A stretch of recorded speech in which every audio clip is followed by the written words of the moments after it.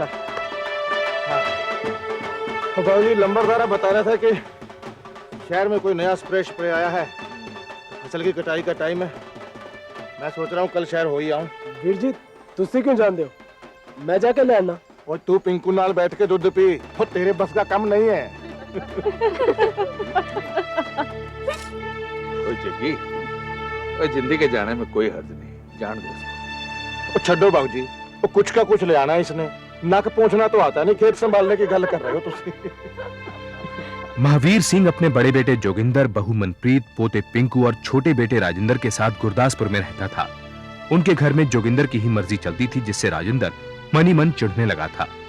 आखिर राजेंद्र ने जोगिंदर की गैर मौजूदगी में अपने दादा की वसीयत के अनुसार जमीन का बंटवारा करने का निश्चय कर लिया। घर में लड़ाइयाँ होती हैं, लेकिन जमीन का बंटवारा तो मैं कोई गलत काम किया? जमीन मेरी, मैंने रख ली। गलत काम तो होया मेरे भाई, चंगी जमीन आप रख ली, बंजर जमीन जोगिंदर दे पत्थे मर दी। ओ पटवारी, तेरा काम है कागज बनाना। बाबूजी ने खुद अंगूठा लगाया इन कागजों पे, और मुझे मेरे कागज मिल गए, तुझे तेरे पैसे। उन जाए तो भाषण सुनाने चला, चंगी जमीन। चल बाबूजी, घर चलो बाबूजी। हुण की सोचन लगे हो? ओए जिंदी पुत्र, ओए जगी का राह तो देख लेना था। जब वीर जी ने बीजी दे सारे कहने बेचे तो मेरा रास्ता देखा था। क्यों वे राजी बोल तो एवें बोल रहा है जिवें तेरी पढ़ाई दा खर्चा ते पीपल वाली चुड़ैल देंदी सी। पीछे ते गहने ना बेचते तो क्या तेरा पाई खुद को बेचता?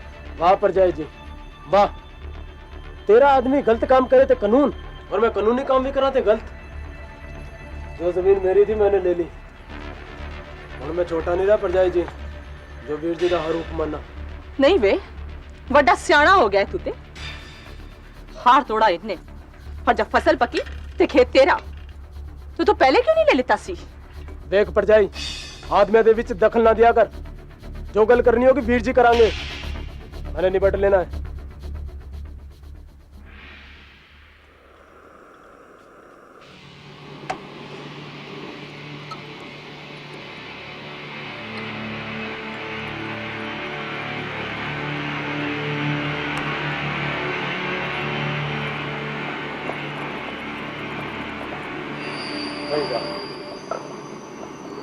ओए प्रीतो, इस बार तो कमाल हो गया।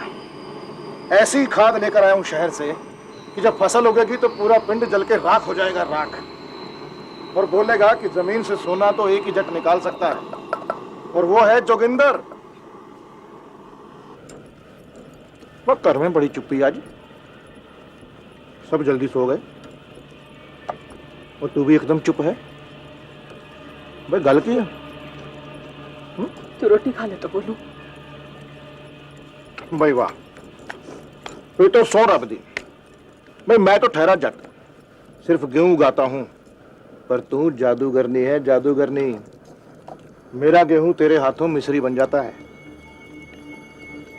अब राजी के हाथों में तो मेहंदी लगी है, पता नहीं कब सयाना होएगा, खेतों में जाके काम करेगा। 4 रोटी ज्यादा पा दी, भाई सवेरे खेत में जाना है। और इस बार अगर अच्छी फसल ना हुई और बड़ी मंडी ना ले गया तो समझ ले मैं जिंदगी में कुछ नहीं किया।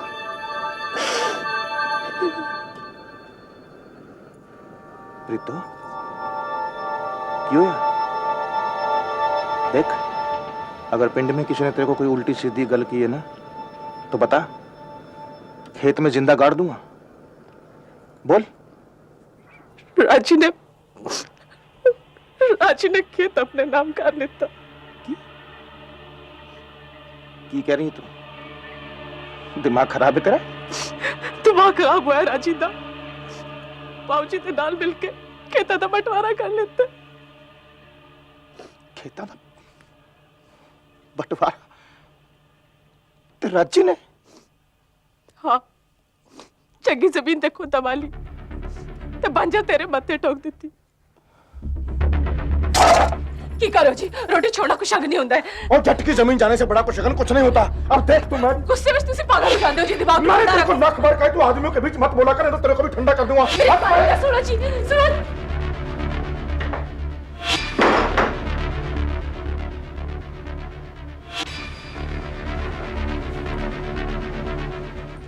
ਬਾਊ ਜੀ ਇਹ ਪ੍ਰੀਤੋ ਕੀ ਕਰ ਰਹੀ ਹੈ? ਤੁਸੀਂ ਮੇਰੇ ਪਿੱਛੋਂ ਖੇਤਾਂ ਦਾ ਬਟਵਾਰਾ ਕਰਤਾ ਹੈ?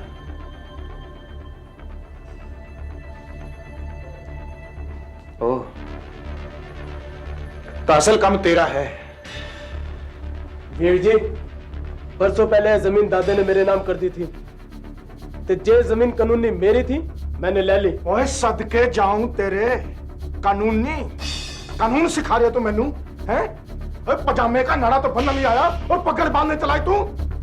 खून पसीना मेरा और जब फसल पक के तैयार हुई तो हक तेरा। और बाबूजी तुसी भी कुछ नहीं किया, चुपचाप जुल्म में शरीक हो लिए। और मैंने एक गल दसो, उस बंजर जमीन दा मैं की करा? अपने बीवी बच्चा नु गड्ढण वास्ते दित्ती मैनू जमीन। तो तब तक वीर जी मेरे खेतों में काम करके अनाज कमा। बड़ा दानी वीर कान तू मैनू अनाज देगा। मैनू मैं छोटा नहीं रहा। वो पता लग रहा मैनू तू छोटा नहीं रहा, पर एक गल याद रखी, ये जट का हाथ है, ये बंजर जमीन को भी हरा भरा कर देगा। पर तेरी हरी भरी जिंदगी जब बंजर ना किती तो मैं आदमी दा पुत्र नहीं। कर लिया ना बंटवारा, हुण हो गया ना खुश।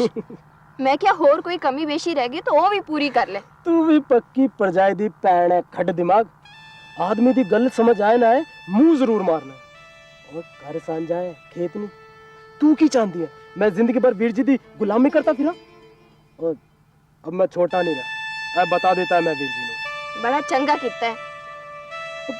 वीर जी ने सारे गहने बेच खाए मेरे पीछे वीर जी ने, हैं? और तेरे वास्ते भी नहीं छोड़ा एक। और छोड़ते भी तो किस काम आता? क्या लगता है तेने अब जीजा जी मेरा ब्याह तेरे साथ कराने वास्ते राजी होंगे? भूल जा।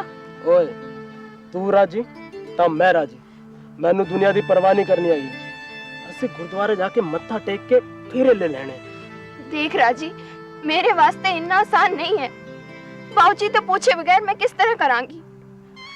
सोचा था सब कुछ खुशी खुशी हो जाना है, पर तूने तो सब तो पानी फेर दिया। ओए चल, झगड़ा हम पाइयों में है, तुम पहनों में तो एक है ना। बेंच कर पर जाए तो खोल जा तो उन्होंने क्या है कि अपने आदमी ने समझाए। रब जाने ऐसे ही मान जाए। मान जाए? वेख मैं तो एक बारी अपना गुस्सा पी भी जावा, पर ये तेरा जी दा खून पी के भी नहीं मारने वाले। भैन जी तुसी ते सारा कसूर राजी दे मत्थे डाल जीजा जी नु बचा रहे हो। उन्हां दे आगे कदी भी किसी दी चली है?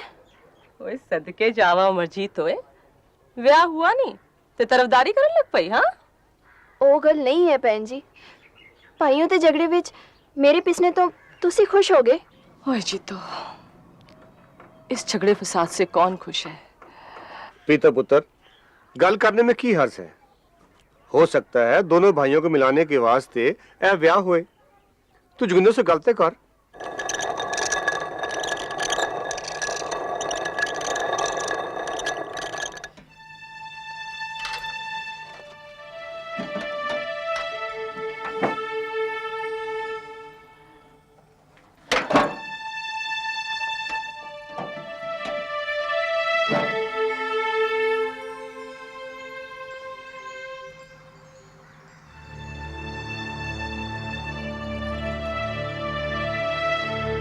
क्या जी कुछ गल बनी?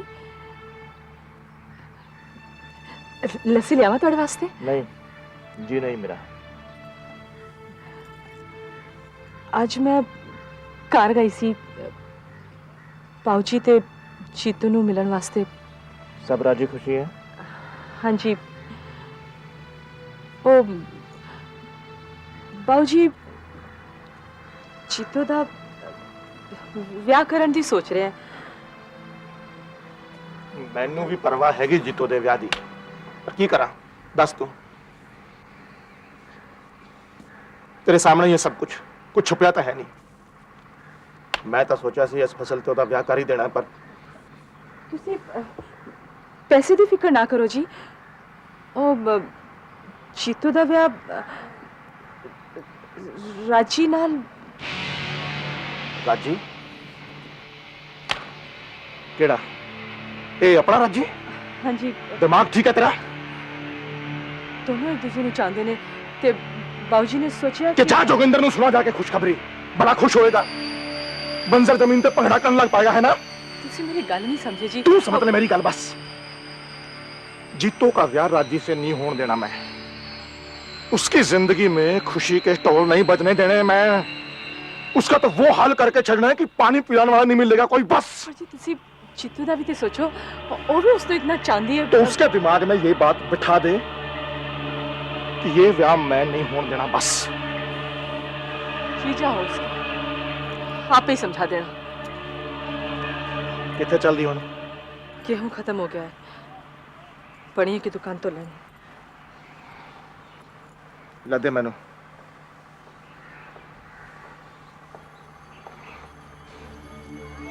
जो बनिया हमसे गेहूं ले जाता था, अब उसके पास हमें जाना पड़ रहा है।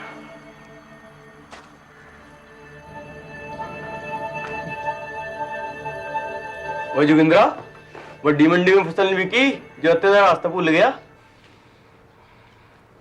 लाला 10 किलो गेहूं तोल दे। क्यों, तराजू तो है मेरे पास जोगिंद्रा, पैसे हैं तेरे पास? बरसों के लेन देन के बाद आज तू मेरे को व्यापार सिखा रहे लाला? क्यों भाई, मैंने कोई गलत बोला? भाई मैं यहाँ बैठा हूँ 4 पैसे कमाने के लिए, खैरात बांटने के लिए तो नहीं।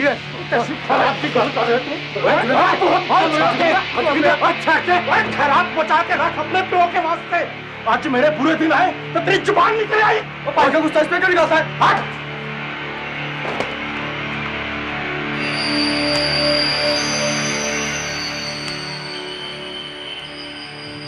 वो जोगिंद्रा, वड्डी मंडी में फसल नहीं बिकी जो अंदर का रास्ता भूल गया।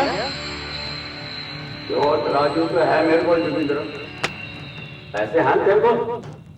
पैसा गुस्सा इसमें क्यों निकालता है? भाई मैं यहाँ बैठा हूँ 4 पैसे कमाने के लिए, खैरात बांटने के लिए तो नहीं।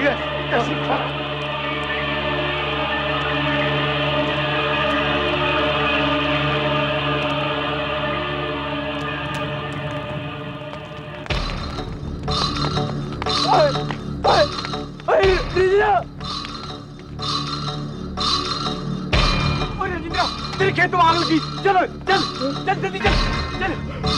बाबूजी, खेतों में आग लग गई, चलो बाबूजी।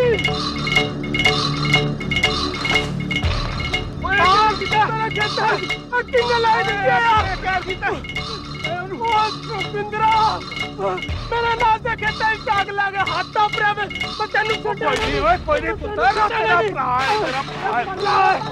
कोई करिएगा बाबूजी, तुम मैंने छोड़ दो। और तू मेरे को लठ मारेगा? आजा आजा, मैं देख लूं कि ना बड़ा सूरमा है। मैं मार कर दिखा तू कैसे मारता है। बड़ा सूरमा आ गया तू। हट, उसकी समझ। राजेंद्र को यकीन था कि आग जोगिंदर ने ही लगाई है। इस हादसे से उनका झगड़ा दुश्मनी में बदल गया। नौबत यहां तक आ गई कि दोनों ने अपना चूल्हा चौका अलग कर लिया।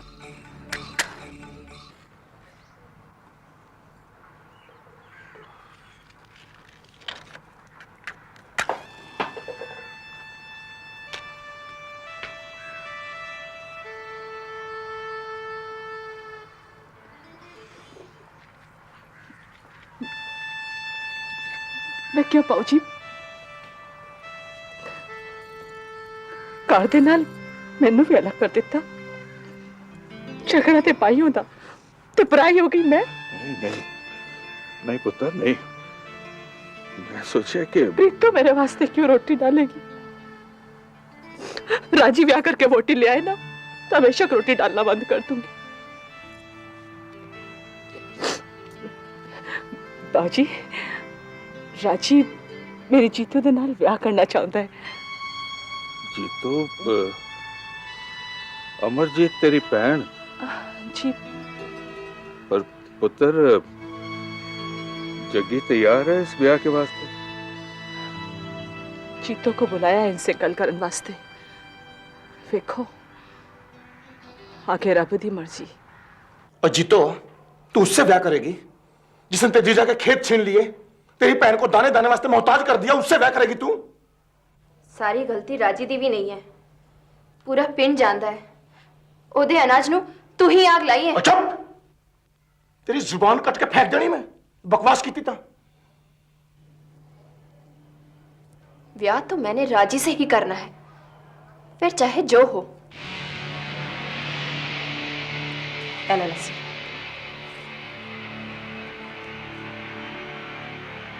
जोगिंद्रा, ठंड रख पुत्रा। तू तो ऐसे ही आग में बुला हो रहा है। इस ब्याह में कोई नुकसान नहीं। एक बार फिर ठंडे दिमाग से सोच, हैं? एला बाऊजी लस्सी। बस पुत्रा, इन प्यार।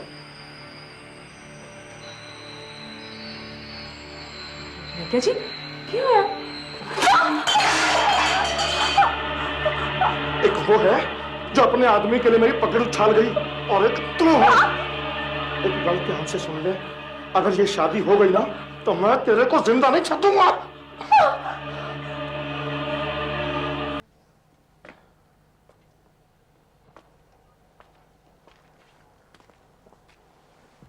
तुसी सोए नहीं बाबूजी? ओए ऐसे माहौल में की नींद आनी है पुत्र। हुण बस भी करो बाबूजी। ओए चिंती पुत्र, और मेरी गल मान, बैर ना बढ़ा पुत्र, ब्याह टाल दे। जग्गी का गुस्सा दूर हो जाए तो ब्याह कर लेना। ते हो गया मेरा ब्याह। जब वो मेरी खुशी नहीं देख सकता तो फिर मैं किस वास्ते उसकी परवाह करा? पुत्र, वो तेरा बड़ा भरा है, तो एक बार उसके पास तो जा, पैरी पौना कर, उसका गुस्सा दूर हो जाना है।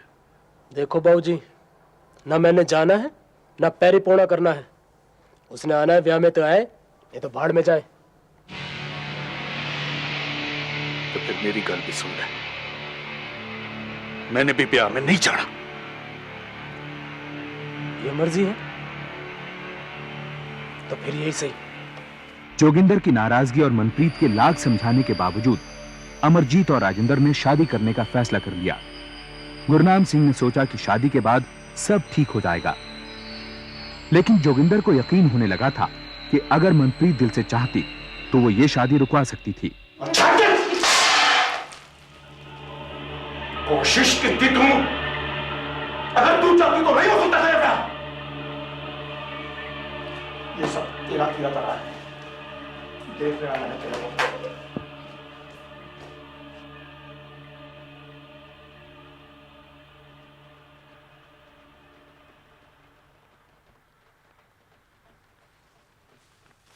जोगिंद्रा, बरात में नहीं आ रहा?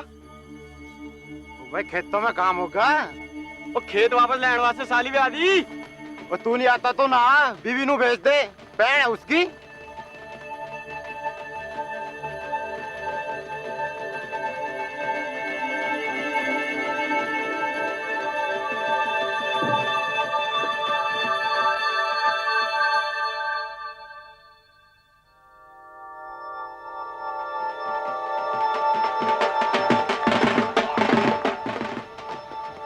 बात आ गई बाबूजी, मैंने जाना है बाबूजी, बात आ गई।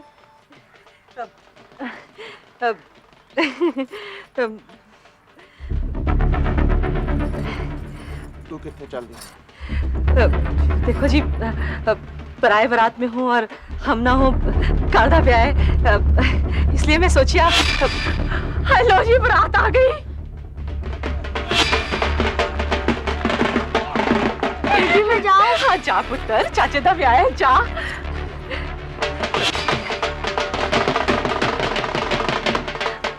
देखो जी, तुसी चल पड़ोगे तो बाबूजी ने भी आ जाना है। फिर बारात की अगवानी तो हमने ही करनी है ना जी। अब पराई करे तो चंगा लगता है। देखो जी, छोटा भाई है तुहाडा, हुण नाराजगी छोड़ो, चल पड़ो। मैं तुहाडे लिए कपड़े निकाल के रखे हैं, तुसी पा लो। पानी दे जरा। हाँ जी, हुणे लाई।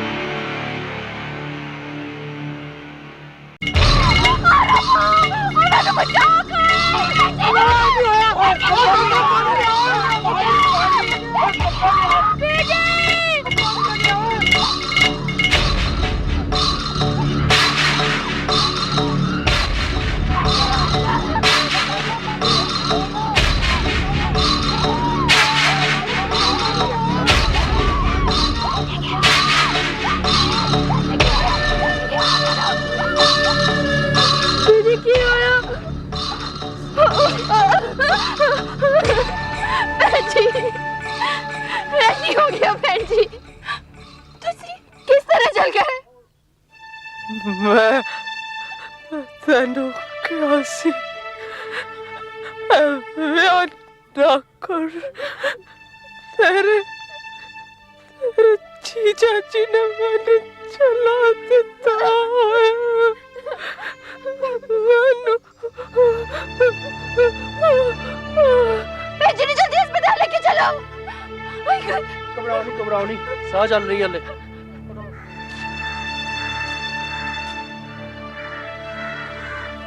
सोनिया, ये क्या कर दिया तूने है? अब उससे मैं अंजाम भी भूल गया है? और हुण की होएगा सोचिया?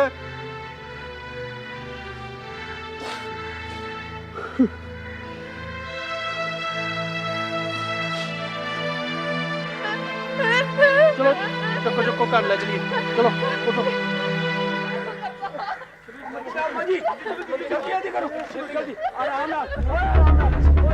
जग्गी, पिंड वालों ने तुझे नहीं देखा है? चल उठ, बचा, बाकी मैं सब संभाल लेना। उठ उठ उठ, चल उठ सोरिया हुन, चल उठ, मैं संभाल लेना सर, चल उठ।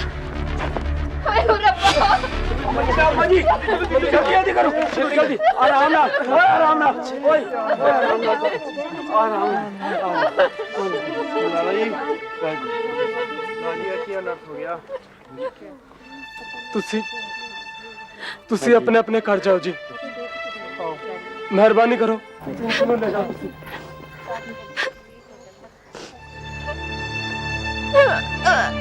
की होया?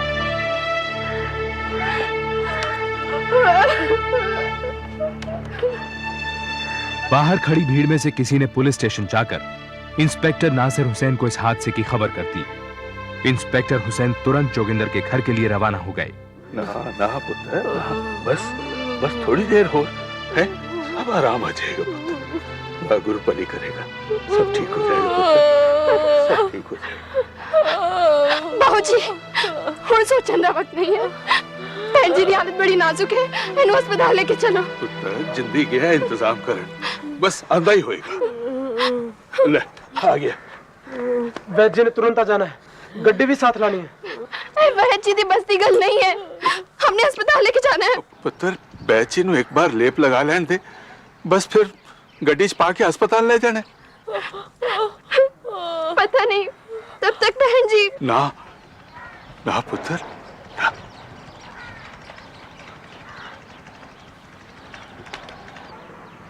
प्रीतो दी गल सारे पिंड वालों ने सुनी होगी। फिर की होया? अब तक तो किसी ने जाके पुलिस को भी इतला दे दी होगी। वो देखो, ये पुलिस आए ना तो अपना मुंह बंद रखना, जो बात करनी है ना मैं करूंगा। भाऊजी, तुसी कहना चाहते हो कि ये तो प्रीतो तेरी बहन है तो मेरी भी तो कुड़ी है, मैनू भी अफसोस है। और लेकिन पुत्र, घर की इज्जत ऐसे सड़क पे नीलाम नहीं करते हैं। और वैसे भी तुम लोगों ने कौन सी कसर छोड़ी है? भाऊजी, तुसी जीजे नु बचा दो। बस बहुत हो गया।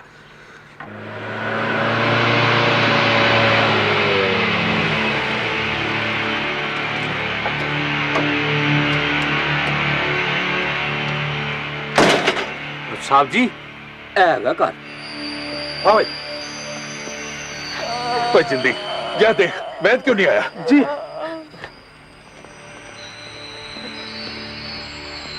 सत श्री अकाल थानेदार साहब, इसे भी तो हॉस्पिटल करने लगे। जी वैद जी आ जाए, जरा लेप लगा दे तो फिर और सरदार जी, वैद जी के पास का रोग नहीं है। ओए जल्दी ले चले से देख। मैं भी बहन जी के साथ जाती हूँ। ये जल कैसे गई? वो जी चाय बना रही थी, स्टोव पे फट गया।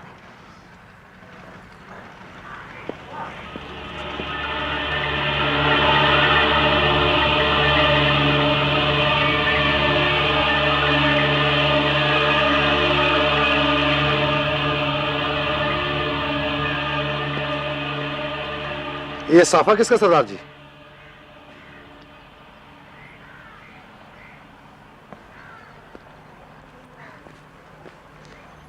ये साफा किसका है? ये तो जी जोगिंदर प्राजी का है।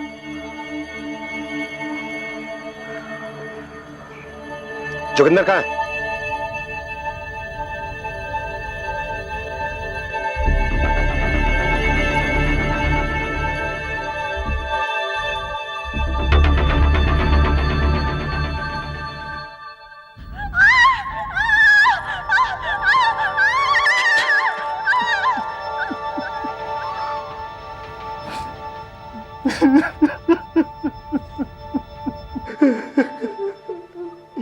प्रीतो पुत्र, ऐसा किस तरह हो गया? बाबूजी, मैनू नहीं पता ऐ नानू की होया सी। बाहर बारात आ गई सी। देखो जी, छोटा भाई है तुहाडा, हुण नाराजगी छोड़ो, चल पड़ो। मैं तुहाडे लिए कपड़े निकाल के रखे हैं, तुसी पा लो। पानी पानी पानी दे जरा मैं। हाँ जी, हुणे लाई। पानी लाई। लो जी पानी, लो जी जल्दी करो। ढोल बाजू से दिमाग बाहर था, अचानक इन्होंने मेरे ऊपर टिकट डाल दिया।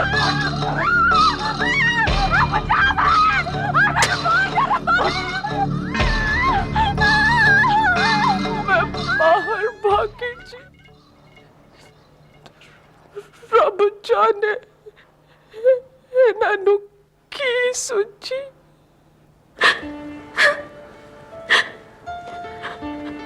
सारा कसूर मेरा ही सा बहन जी। जी मैं तुम्हारी गल मान लेंदी। ओए ना लाडो ना, रोना कुछ नहीं होती है। वेक मैंने ठीक हो जाना।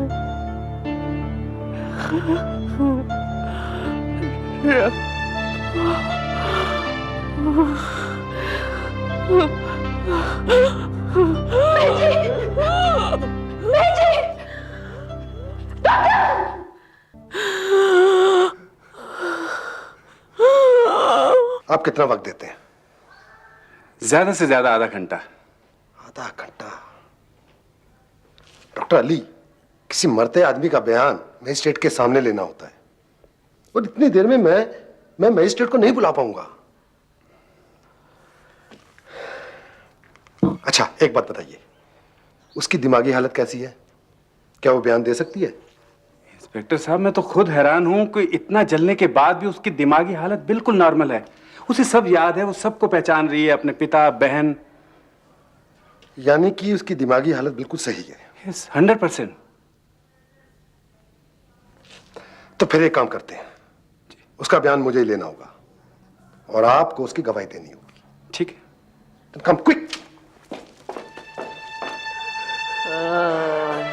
रब्धा भरोसा रख पुत्रा, सब ठीक हो जाना है। माफ करिए, मुझे इनका बयान लेना है। ओ जी, इसकी हालत तो देखो, आपको बयान की पड़ी है। डॉक्टर कुछ करो डॉक्टर। हालात समझने की कोशिश कीजिए, अगर ये जरूरी ना होता तो मैं ये तकलीफ आपको नहीं देता। प्लीज।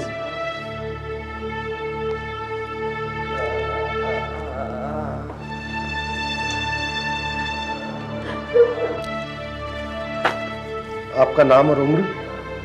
डाइंग डिक्लेरेशन यानी मरते आदमी का बयान एक मैजिस्ट्रेट की मौजूदगी में लिया जाता है, लेकिन मनप्रीत मौत की कगार पर थी, इसलिए इंस्पेक्टर नासिर हुसैन ने वक्त न गंवाते हुए मनप्रीत का बयान खुद ही ले लिया। मनप्रीत ने इंस्पेक्टर को दोनों भाइयों के झगड़े, खेतों के बंटवारे से लेकर उसे जलाने तक की एक एक बात बताई। आप यहां पे अपना अंगूठे का निशान लगा सकती हैं।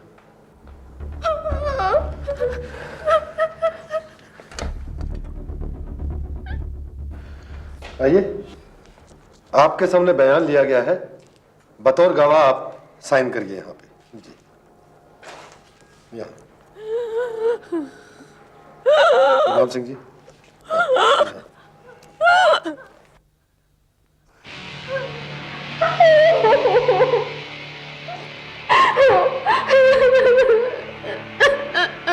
इंस्पेक्टर नासिर हुसैन ने मनप्रीत के डाइंग डिक्लेरेशन के आधार पर जोगिंदर के खिलाफ अपनी पत्नी को जलाकर मार डालने का आरोप लिखा और जोगिंदर को गिरफ्तार करने उसके घर पहुंचे।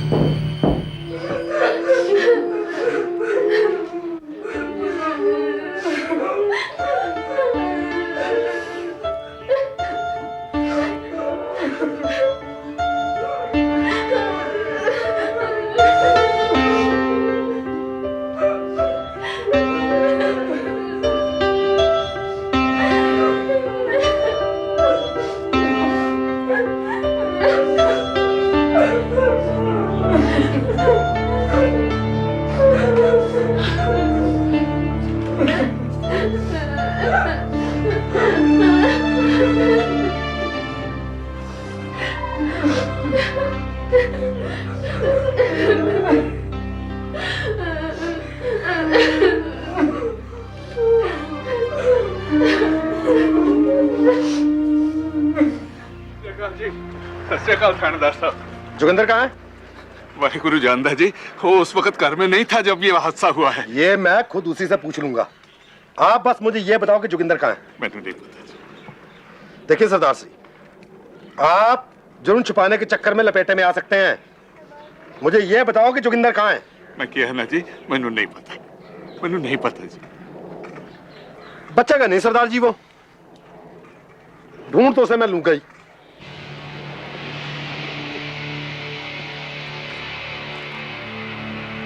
तुम जोगिंदर को पहचानते हो ना? आओ। आहो जी। चल चल चल जल्दी आओ। अब बैठो भाई। हाँ भाई।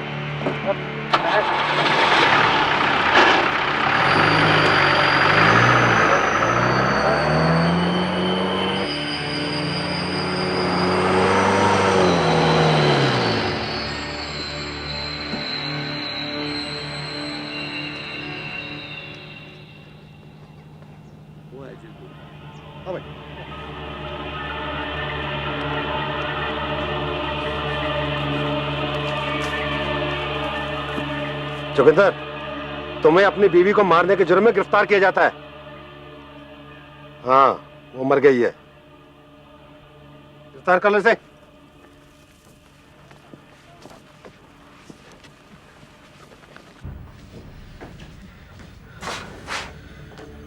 नहीं, मैं जग्गी नूं फांसी नहीं लगन देनी। पर बाबूजी, परजाई जी का बयान है, इंस्पेक्टर ने दस्तखत नहीं सकते मेरे भी, मैं क्या कर सकना? ओए इस तरह पल्ला ना चाड़। तुझे कहा था ना, बैर ना बढ़ा ना बढ़ा ना बढ़ा, बैर टाल दे। पता नहीं है जग्गी के गुस्से का, गुस्से में वो कुछ भी कर देता है। बाबूजी, जिसने फैंसी नु जलाया उसी तरह सारी चंगी गल नहीं आएगी। तो चुप कर रहे। तीतों के जलने का मुझे भी अफसोस है, लेकिन मैं जिंदे का स्यापा नहीं कर सकता। जग्गी मेरा पुत्र है, उसके वास्ते मेरा कोई फर्ज है। सुनो, मैंने वकील से सारी बात कर ली है। अदालत में जाके कह देना दस्तखत तेरे नहीं है, समझ गया है ना? हाँ जी। चलना, मैनू होर भी काम है। खबरदार, खबरदार जो तूने जीजे नु बचाया तो। वो बड़ा भाई है मेरा। ओए वाह, ओए वड्डी जल्दी याद आ गया तेनू। बड़ा भाई है तेरा। हुण याद आया जब मेरी बहन जल के मर गई। राजी, तेनू मेरी सौ, मैंने फिर कुछ कर लेना है। राजी। नहीं जी, मैनू ते मालूम ही नहीं कि परजाई जी ने कोई बयान दिता सी। यानी मनप्रीत के डाई डिक्लेरेशन पर आपके दस्तखत नहीं है? वो दस्तखत आपने नहीं किए? नहीं जी, वो तो थानेदार साहब ने कोई कानूनी काम बोल के सफा कागज पे दस्तखत लिए थे जी। योर ऑनर, दबाव में आकर गवाह अपना बयान बदल रहा है। योर ऑनर, जिस डाइंग डिक्लेरेशन पर दस्तखत तक ना हो, जो मजिस्ट्रेट की गैर मौजूदगी में लिया गया हो, उसे सबूत बनाकर अदालत में कैसे पेश किया जा सकता है? इंस्पेक्टर नासिर हुसैन के पास इतना वक्त नहीं था कि वो मजिस्ट्रेट को बुला सके, इसलिए उन्होंने खुद ही बयान लिया। मनप्रीत का पूरा जिस्म जल चुका था योर ऑनर, इसीलिए वो अपने बयान पर अंगूठा तक नहीं लगा पाई। मौके की नजाकत और वक्त का तकाजा देखने की जरूरत है योर ऑनर। मौत की कगार पर खड़ी कोई औरत अपने पति पर झूठा इल्जाम क्यों लगाएगी? और डॉक्टर हक्सर अली इंस्पेक्टर नासिर हुसैन किसी बेगुनाह को फंसाना क्यों चाहेंगे जिसे वो जानते तक नहीं? जोगिंदर सिंह हर हाल में राजिंदर और अपनी साली अमरजीत की शादी रोकना चाहता था।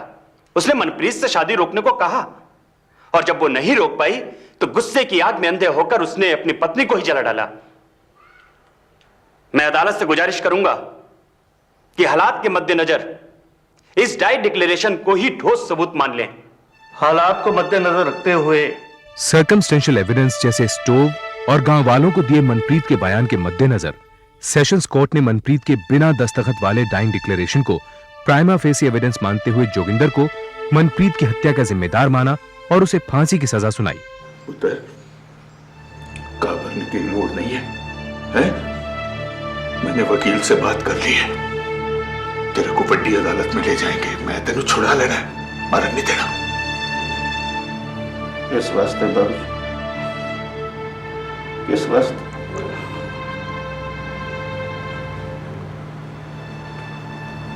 बस लो,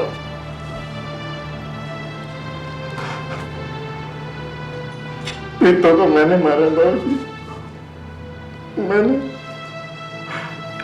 उस प्रीतो को जिसने हमेशा मेरा साथ दिया, हर खुशी दी उसने मेरे को, उसको मैंने अपने अहम के रास्ते मार डाला।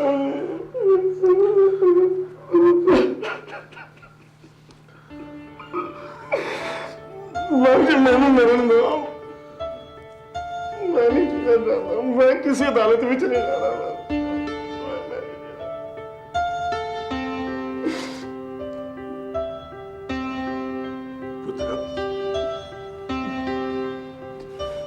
पिंकू का सोचा है? सोचा है उसका? पुत्र, मां तो उसकी पहले ही मर गई है और मैंने भी कोई सारी उम्र तो बैठे नहीं रहना, मैंने भी चले जाना है वाल गुरु के पास। बाबूजी,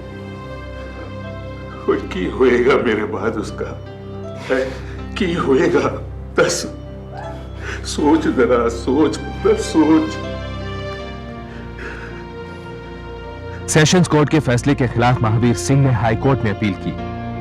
हाई कोर्ट ने भी सेशंस कोर्ट के फैसले को सही मानते हुए जोगिंदर को मनप्रीत की मौत का जिम्मेदार माना, लेकिन उसकी कम उम्र और बेटे का ख्याल करते हुए जोगिंदर की फांसी की सजा उम्र कैद में तब्दील कर दी।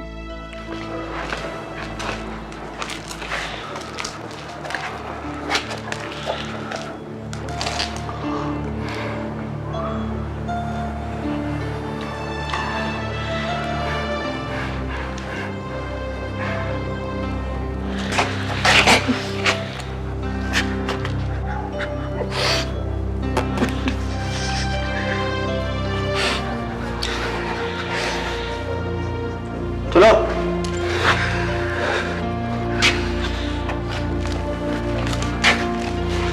जी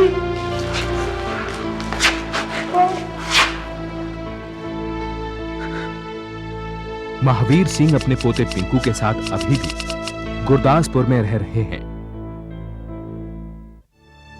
राजिंदर और अमरजीत भी गुरदासपुर में ही रहते हैं, हालांकि जमीनें अभी भी बटी हुई हैं। जोगिंदर पंजाब की एक जेल में उम्र कैद काट रहा है। वो सन 2003 में जेल से रिहा हो सकेगा, लेकिन उस घर में जाने की उसकी कोई इच्छा नहीं है जहां उसने अपनी पत्नी को जिंदा जला दिया था। मुझे भी पेंसिल दे दियो तू। हाँ, मैं स्कूल में दे दूंगा। और ठीक है, और कॉपी रख लेगा तो ना तू? हाँ नहीं तो। ये लो देव की, जल्दी करो, अपना टिफिन रखो। ये क्या माँ, फिर से रोटी और सब्जी? कभी सैंडविचेस भी तो बना दिया करो। बेटा, सैंडविचेस से कोई पेट नहीं भरता है, समझ में आई? और सुबह सुबह कोई नखरे नहीं, जल्दी करो, स्कूल के लिए देर हो जाएगी। माँ, मैं दूध नहीं पीऊंगा। हमारा तो रोज की यही बात रहती है। ये लो अपना बैग, जल्दी करो। अच्छा भाई, बाय पापा। बाय पापा। Bye bye. अगर 10 मिनट पहले उठ जाओगे तो कम से कम नाश्ता खाने का टाइम तो मिलेगा तुम्हें। जल्दी तो तुम मचा रही हो, रख दो, मैं खा लूंगा।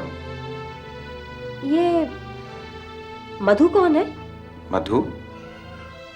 क्यों? आप नींद में उसका नाम बड़बड़ा रहे थे। क्या पता, मधुबाला की याद आ गई होगी। मधुबाला? मुगले आजम वाली बॉबी में लगी है, चल के देख लेंगे। अच्छा मैं चलता हूँ। अरे अपना नाश्ता तो करते जाइए।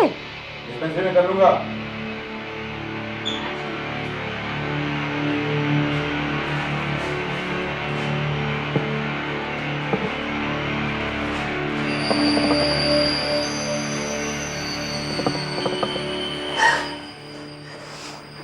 ये क्या तरीका है? चोरों वाला। एक दिन ऐसे ही उठा के ले जाऊंगा तुझे।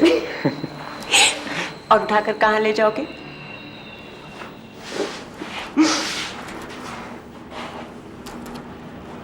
आज गायत्री पूछ रही थी तुम्हारे बारे में। उसको पता है?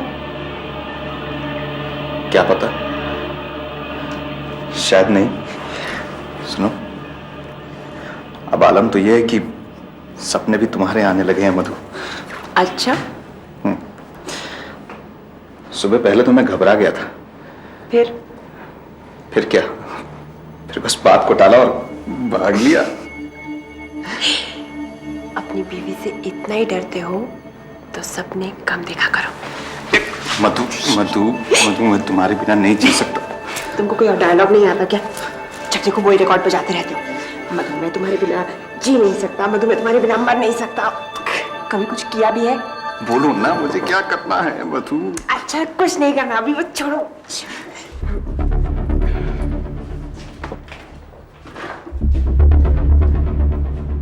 फाइल कहाँ ले जा रहे हो?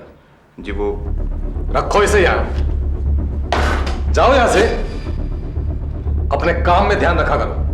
जी। जाओ और जाकर देखो कोई पेशेंट है कि नहीं।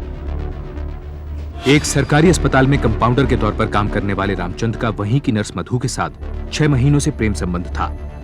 मधु की 5 साल पहले एक सरकारी महकमे में काम करने वाले क्लर्क मदन से शादी हो चुकी थी, पर इससे रामचंद के साथ उसके संबंधों पर कोई फर्क नहीं पड़ा।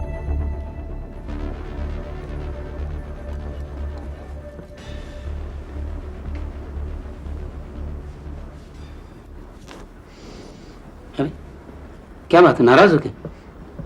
नाराज नहीं तो क्या बात है? कोई बात नहीं है।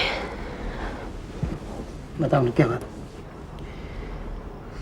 मदन, सारी जिंदगी कैसे ही गुजर जाएगी यूं ही उम्मीद लगाए, कुछ बदलेगा नहीं। हर रोज काम पे जाओ, घर आओ, खाना खाओ और सो जाओ।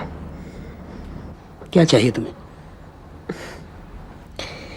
सरकारी मकान के अलावा हमारी जिंदगी में और है ही क्या? तुम खुश नहीं हो? क्या कमी है? तुम्हारे लिए इतना ही काफी है क्या? नहीं, एक कमी है। क्या? मुझे बच्चा चाहिए। बाप बन जाऊं तो सारी कमी पूरी हो जाएगी। मैं मजाक नहीं कर रही थी। मैं भी मजाक नहीं कर रहा हूं, सच। सारी कमियां पूरी हो जाएंगी।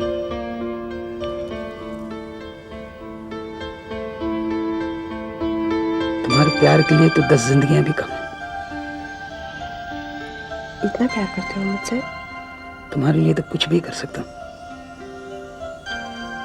अच्छा, क्या कर सकते हो? तुम बोलो, क्या करना? जो मैं कहूंगी करोगी? तुम बोल के देखो। अच्छा, सर के बल खड़े होकर दिखाओ। ले, अरे किसी का खून करने के लिए कहा होता, किसी का कत्ल करने के लिए कहा होता। हाँ, ये सर के बल तो सही। ये लो। अच्छा, मैं मांगी, बस करो, बस करो। सारी रात ऐसी खड़ो। अरे छोड़ो भी।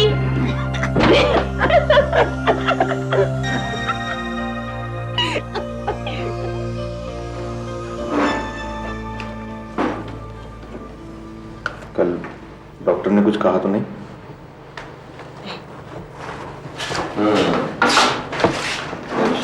मलेरिया लगता है। ब्लड टेस्ट लिख रहा हूं, आज ही करवा लेना।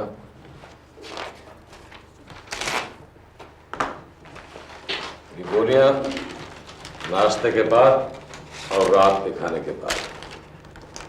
रामचंद जी, इन्हें दिखाओ कहां ब्लड टेस्ट होता है। आइए। नेक्स्ट पेशेंट कोई है तो भेजो। सर और पेशेंट्स नहीं है।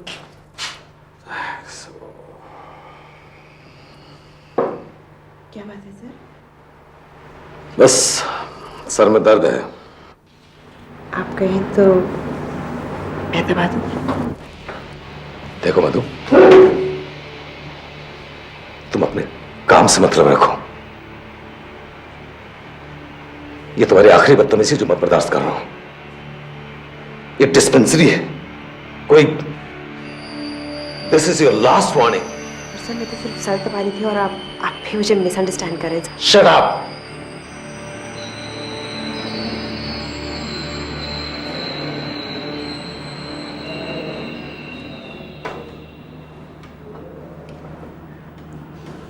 क्या सोच रही हो? सोच नहीं रही हूँ, बर्दाश्त करने की कोशिश कर रही हूँ। क्या? अपनी बेइज्जती। साला हरामजादा, पता नहीं क्या समझता है अपने आप को।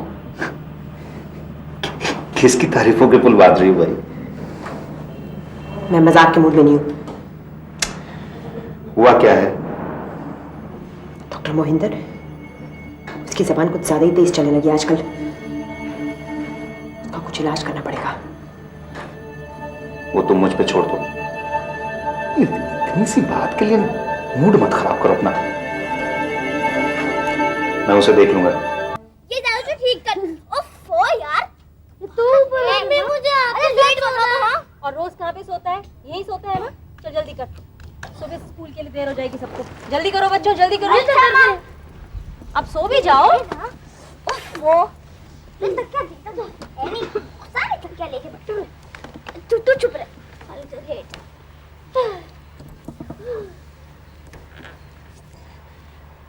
सुनिए, वो बच्चे कह रहे थे कि बहुत दिन से आप हमें कहीं घुमाने नहीं ले गए। इस इतवार को ले जाएंगे जरूर।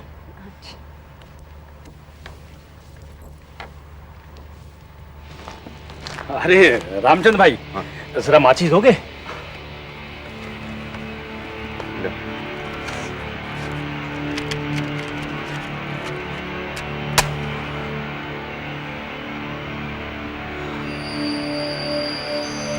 अच्छा चलता हूँ।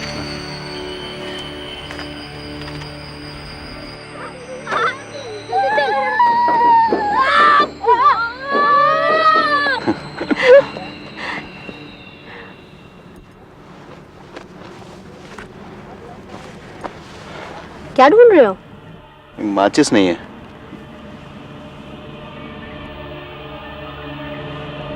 एक मिनट, मैं सिगरेट जला के आता हूँ।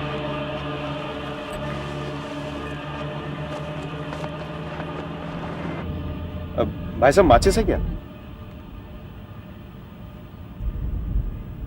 ऐसे क्या घूर रहा है भाई? मेरी बीबी है, हुआ नहीं?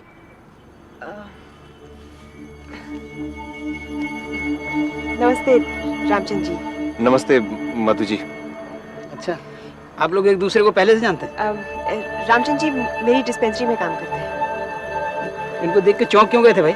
नहीं, चौंका नहीं था, बस वो उम्मीद नहीं थी कि इनको यहाँ देखूंगा मैं। अकेले आया?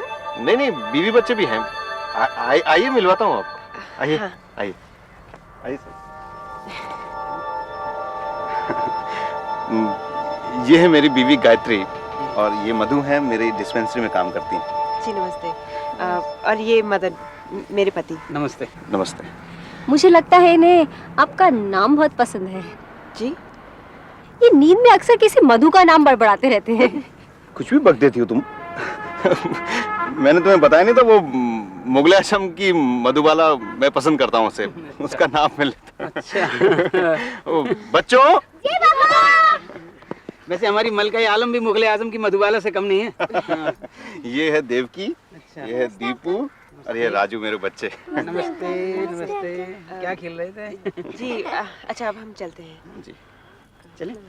अच्छा बाय बाय। चलो बच्चों हम भी चलेंगे अब। चलो चलो अपने सामान बांधेंगे। आओ जल्दी आओ जल्दी आओ।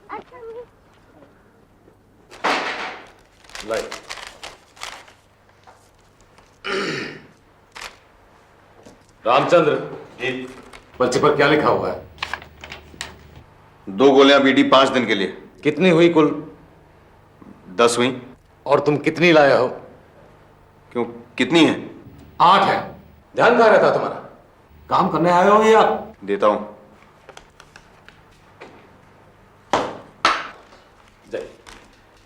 नेक्स्ट, दूसरे पेशेंट को भेजो।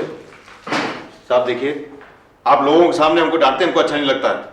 अच्छा, तुम बड़े लाट साहब हो ना? तुम मुझे बताओगे कि बात कैसी करनी है? अगर डांट नहीं सुनना चाहते हो ना तो काम में ध्यान लगाया करो। या आज मधु नहीं आई है इसलिए तुम्हारा काम में मन नहीं लग रहा है। डॉक्टर मोहिंदर को रामचंद और मधु का बर्ताव कुछ ज्यादा ही खटकने लगा था। इस बारे में उन्होंने हेड ऑफिस को एक रिपोर्ट बनाकर भी भेजी, पर वहां से कोई जवाब नहीं आया। बहरहाल डिस्पेंसरी का काम ठीक ठाक चले, इसलिए डॉक्टर ने फैसला कर लिया कि रामचंद को दिन की जगह रात की ड्यूटी दी जाए। सब आखिरी मौका साहब। साहब मेरी बीवी बीमार है, उसको अस्थमा है, उसके रात में देखभाल करनी होती है साहब। मैं रात की ड्यूटी नहीं कर सकता। और ज्यादा मुसीबत आएगी तो तुम अपनी बीवी को मार ही डालोगे शायद। अभी तो तुमने सिर्फ बीमार बताया उसे। साहब तुम जैसे हुए जात को मैं बहुत अच्छी तरह से पहचानता हूं। मेरा वक्त बर्बाद कर रहे हो। मैंने अपना फैसला कर लिया है, चले जाओ यहां से। साहब मैं आपकी कंप्लेंट करूंगा हेड ऑफिस में। तुम मुझे धमकी दे रहे हो? चले जाओ यहां से।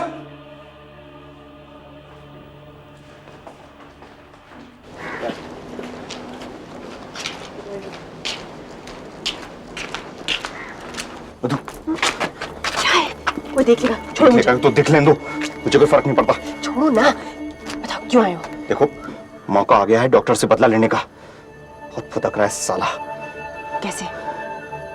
उसने मेरी अर्जी नामंजूर कर दी है। अच्छा मतलब बदला कैसे ले? देखो मैं हेड ऑफिस में कंप्लेंट करूंगा उसकी।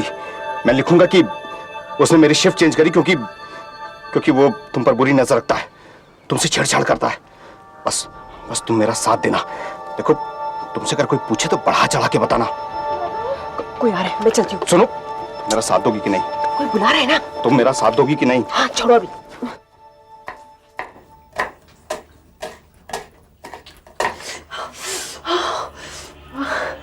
क्या हुआ? कपक छुरी उंगली कट गई।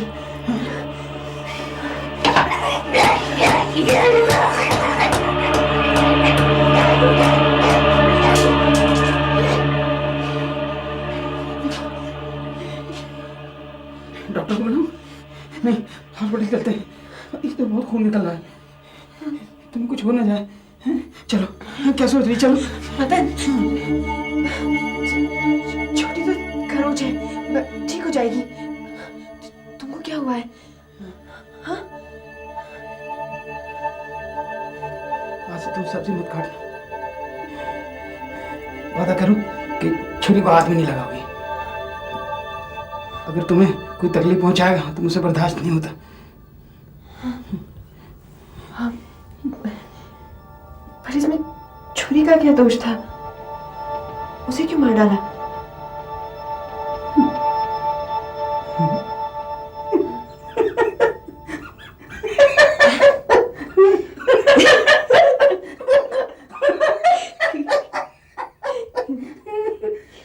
एकदम पागल हो तुम।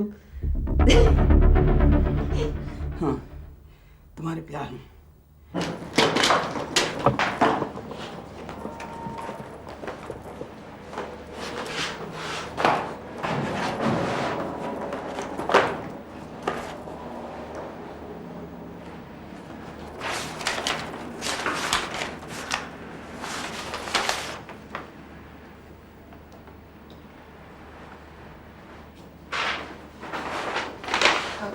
Good morning sir.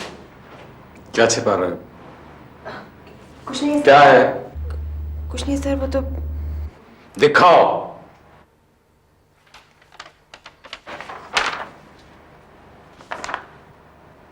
अच्छा हुआ कि तुमने खुद देख लिया।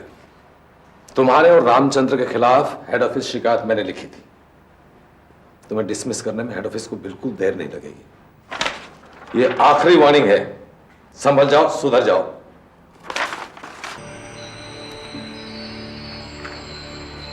सर आप तुरंत चाहते? नहीं।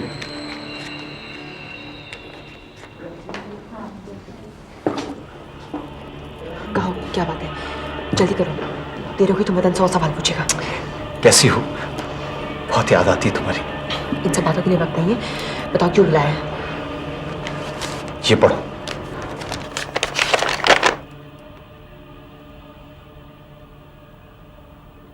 क्या है ये? पागल हो गए हो तुम? मेरे बारे में ये सब अगर सच पता चल गया तो मेरी नौकरी चली जाएगी। क्यों? देखो मधु, तुमने कहा था कि तुम मेरा साथ दोगी। मेरा यकीन करो, कुछ नहीं होगा। उसको सबक सिखाने का बस यही एक तरीका है। मेरी इज्जत का कचरा निकाल कर तुम उसे सबक सिखा रहे हो? तुम्हें शर्म आनी चाहिए। देखो मधु, एक बार वो डॉक्टर सस्पेंड हो जाएगा तो कुछ ही दिनों में सब कुछ भूल जाएंगे लोग। अगर मदन को पता चल गया तो? मदन से ज्यादा मैं तुम्हें चाहता हूँ। तुम्हें मेरा ख्याल नहीं है? अपनी औकात में रहो। तू मुझे औकात याद दिला रही है? तू 2 टके की रखेल। ज्यादा होशियारी मत करना। अगर तुमने मेरा साथ नहीं दिया तो तुम्हारे और अपने रिश्ते का पोस्टर लगवा दूंगा पूरे शहर में। सारा शहर थूकेगा तुझ पे। तुमने अभी मेरा प्यार देखा है, नफरत नहीं देखी है। बहुत ख्याल है ना तुझे मदन का, है? मैं खुद जाऊंगा, मदन को बताऊंगा कि कैसे बिस्तर गर्म करती रही तू मेरा।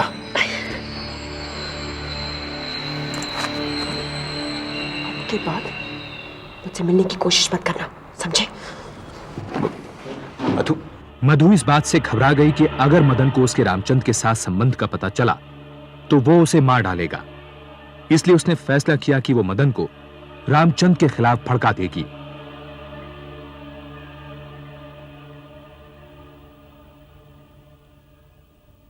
मदन, आजकल मुझे बहुत डर लगता है। डिस्पेंसरी में कोई मुझे डराता है। कौन है वो? क्या कहता है? बताओ क्या कहता है? मुझे छेड़खानी करता है, मुझे छूता है, कहता है अगर मैंने किसी को कुछ कहा तो तुमने पहले क्यों नहीं बताया मुझे? बोलो, पहले क्यों नहीं बताया? डर था कि तुम मुझे डांटोगे, नौकरी छोड़ने के लिए कहोगे। हाँ? मैं तुमसे क्यों कुछ कहूंगा? तुम तो मेरी जिंदगी हो। हाँ? बताओ कौन है वो? हाँ? मिले उससे। हाँ? मिला मुझसे? क्या नाम है उसका? बोलो क्या नाम है? रामचंद्र। मैं छोड़ूंगा नहीं उसे। मदन, कहाँ जा रहे हो? जो तुम्हें तकलीफ पहुंचाए उसे जीने का कोई हक नहीं है। मदन,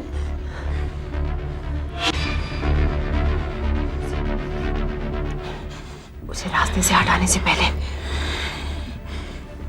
बहुत सोच समझ कर कदम रखना होगा। बहुत सोच समझ कर। एक बेटे तेरा कहाँ है? वो है सामने वाला। सामने उसी की लड़की खेल रही है। अच्छे से आपके पास।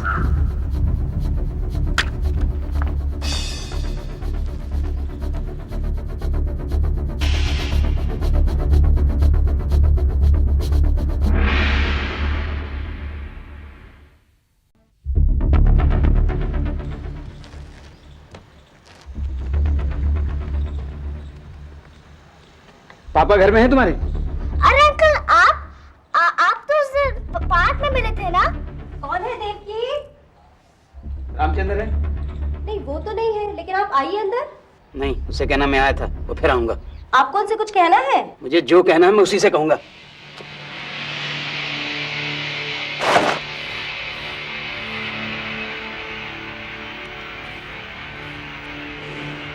आज मैं गया था कहाँ? रामचंद्र के यहाँ। क्या? कुछ कहा उसने तुमसे मेरे बारे में? नहीं, बच गया, घर पे नहीं था।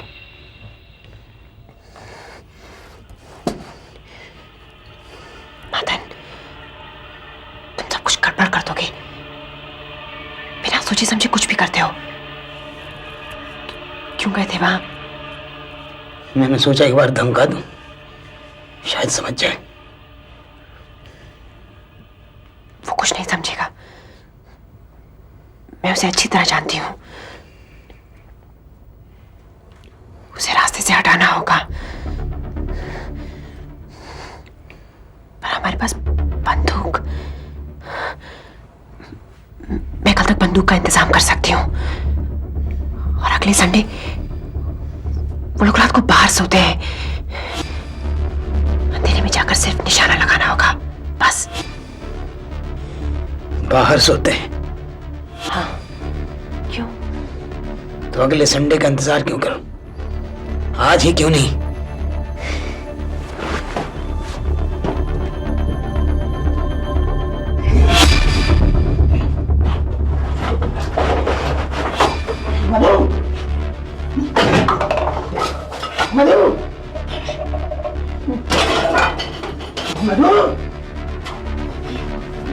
मट्टी का तेल कहाँ है? अरे मट्टी का तेल ये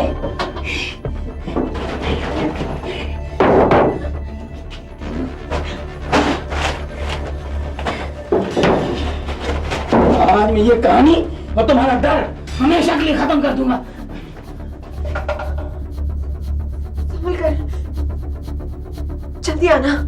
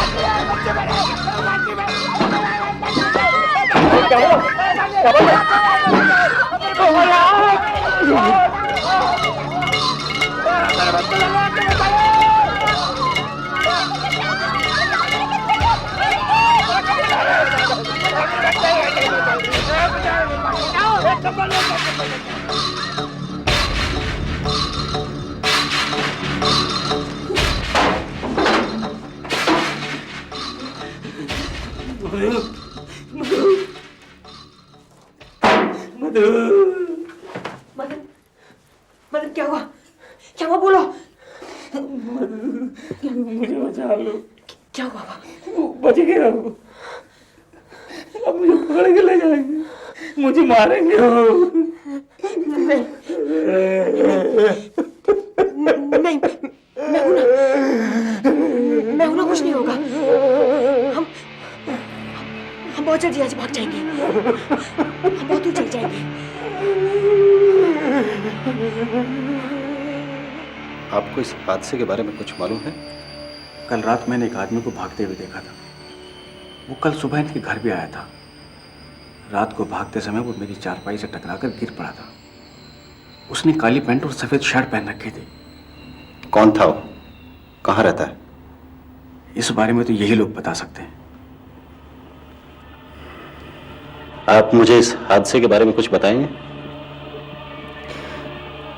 कि रात में सब कुछ खत्म हो गया हमारे लिए। दीपू मर गया और डॉक्टर कहता है देवकी भी। आपके पड़ोसी का कहना है कि कल रात कोई आदमी उससे टकराया था और वही आदमी कल सुबह आपके घर भी आया था। कौन था वो? मदन, मधु का पति मदन।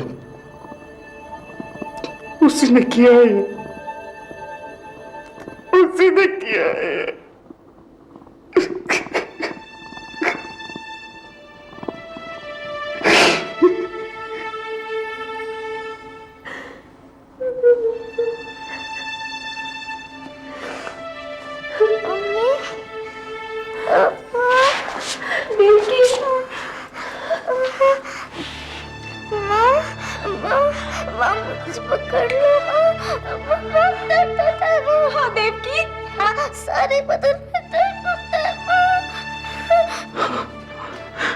एक मिनट, जरा मुझे बात करने देंगे प्लीज।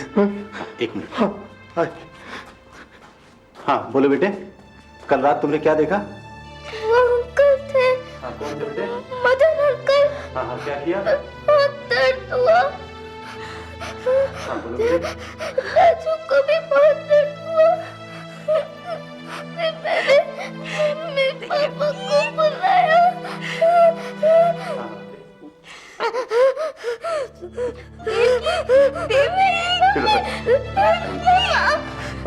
अब बोलो।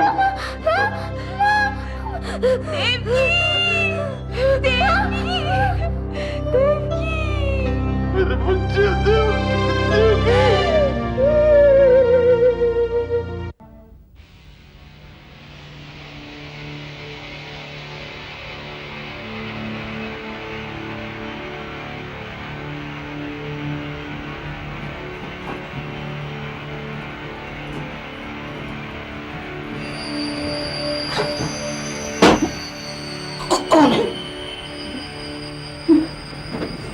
कुछ नहीं हुआ, कुछ नहीं हुआ। मैंने सब तैयारी कर ली है। हम लोग आज ही बनारस चले जाएंगे। वहां जाके किसी आश्रम में रह लेंगे। तुम जाके तैयार हो जाओ।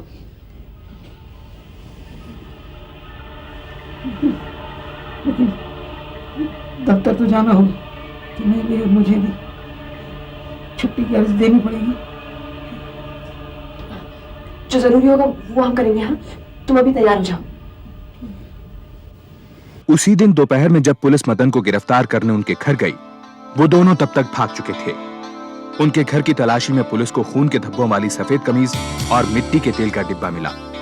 पुलिस ने मदन और मधु को फरार घोषित कर दिया।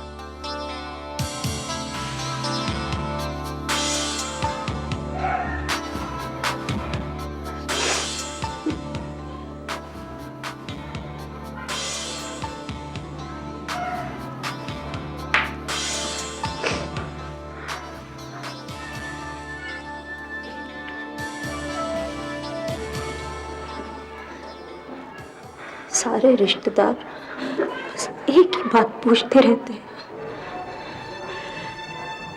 क्या दुश्मनी थी उसकी हमारे साथ, हमारे बच्चों के साथ? क्या जवाब दूं? बहुत बुरी सजा मिली है मुझे मेरे पापों की। सजा तो मुझे मिली है। मैंने अपने बच्चों को चलते हुए देखा है।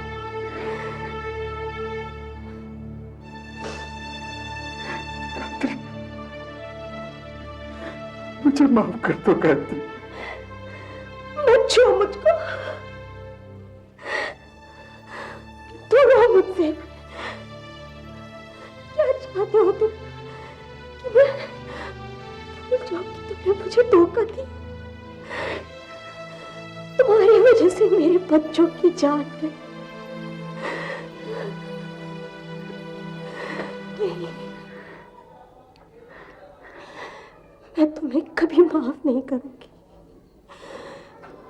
मैं तुम्हें नहीं कर सकती। इसी दौरान पुलिस को यह खबर मिली कि मदन और मधु बनारस की एक धर्मशाला में हैं। उसी दिन पुलिस ने इन दोनों को गिरफ्तार कर लिया और उनको लखनऊ लाया गया।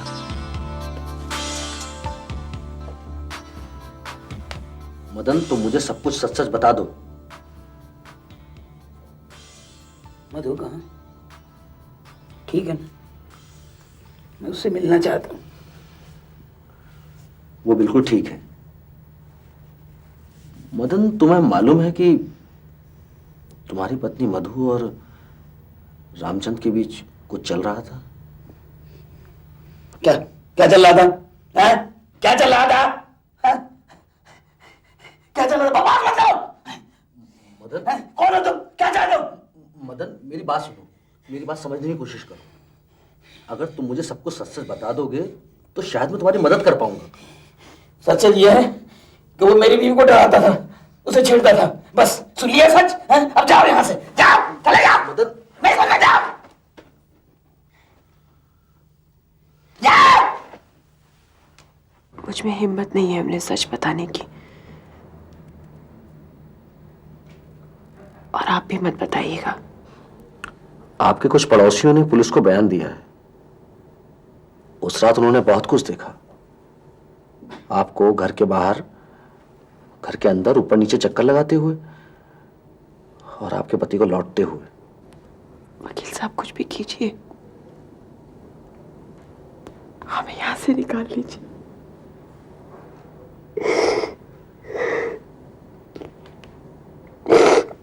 देखिए, मैं अपनी तरफ से पूरी कोशिश करूंगा, लेकिन मैं आपको एक चेतावनी दे दूं, आपका केस बेहद कमजोर है। वकील साहब, ऐसा साबित नहीं हो सकता कि उस रात हम यहाँ थे ही नहीं। उस रात देखा है लोगों ने आपके पति को। यशपाल ने आपके पति को सफेद शर्ट और काली पैंट पहने हुए देखा है। यहां तक कि आपके पति को चोट लगते हुए भी देखा है। वो सफेद शर्ट और काली पैंट आपके घर से मिल चुकी है, और उस शर्ट के ऊपर जो खून के धब्बे हैं वो आपके पति के खून से मिलते हैं। देवकी ने भी मरते समय आपके पति का नाम लिया है। समझ में नहीं आता क्या करें। बुरे से बुरा क्या होगा? आपको उम्र कैद, उन्हीं की मदद करने के लिए, और आपके पति को फांसी।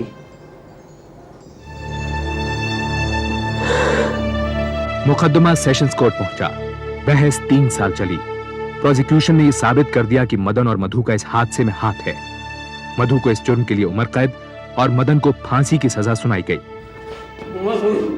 मुझे बचा लो, ये लोग मुझे मार डालना चाहते हैं। मुझे बचा लो, ये लोग मुझे मार डालना चाहते हैं।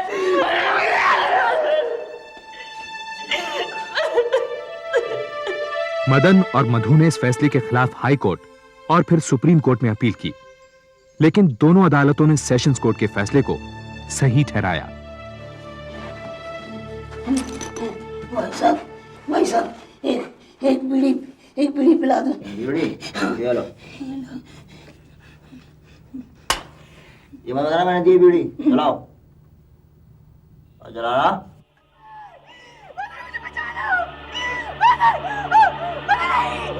जल्दी आ जाओ, मैं चल जाऊंगी।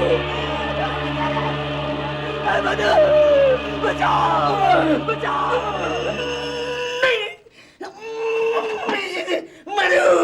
मधु, ये मुझे जला रहे, ये मुझे जला रहे, ये मुझे जला रहे। मधु, बचाओ, मधु, बचाओ।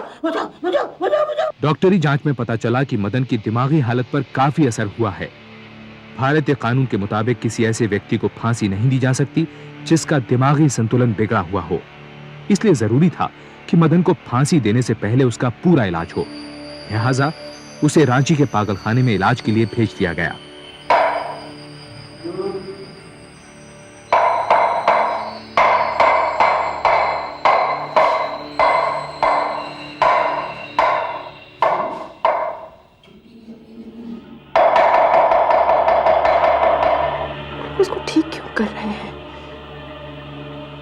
इसे अकेला क्यों नहीं छोड़ देते?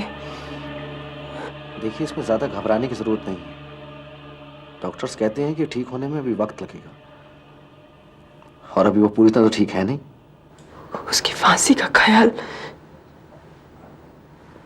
दिन रात मुझे मारता रहता है।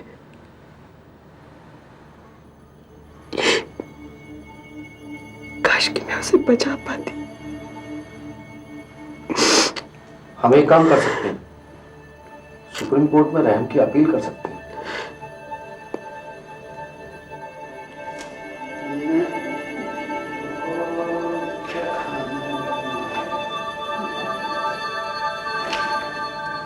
बहुत अच्छी हो, तुमने मुझे बचा लिया, अब मैं कभी नहीं मरूंगा। हम अब साथ रहेंगे। फिर दूर के चल के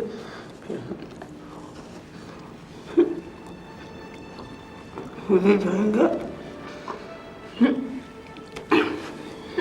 मधु ने योर लॉर्डशिप, मेरी अदालत से गुजारिश है कि मुजरिम को फांसी पे न चढ़ाया जाए, क्योंकि वो पहले ही 10 साल की सजा काट चुका है।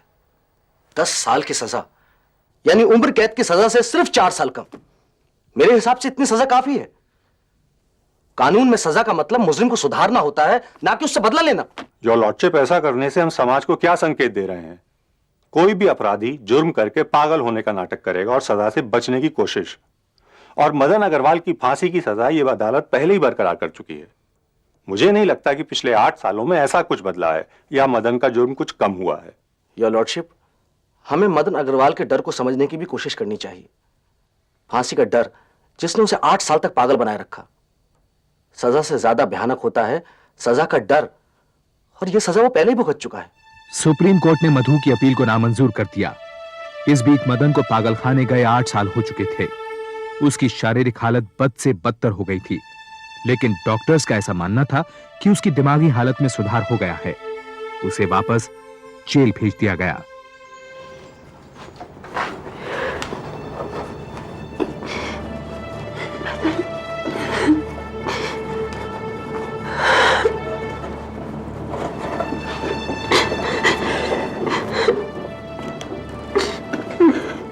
हार गई मदन, तुमको बचाने के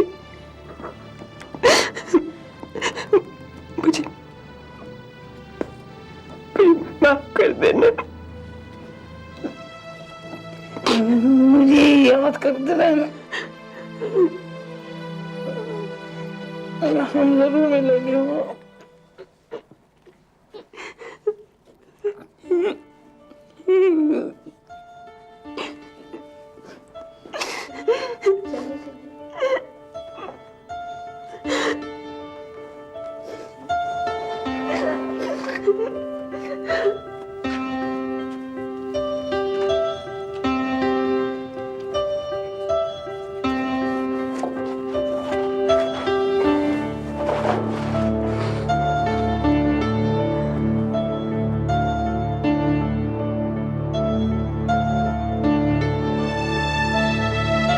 हादसे के 11 साल बाद मदन को फांसी दे दी गई।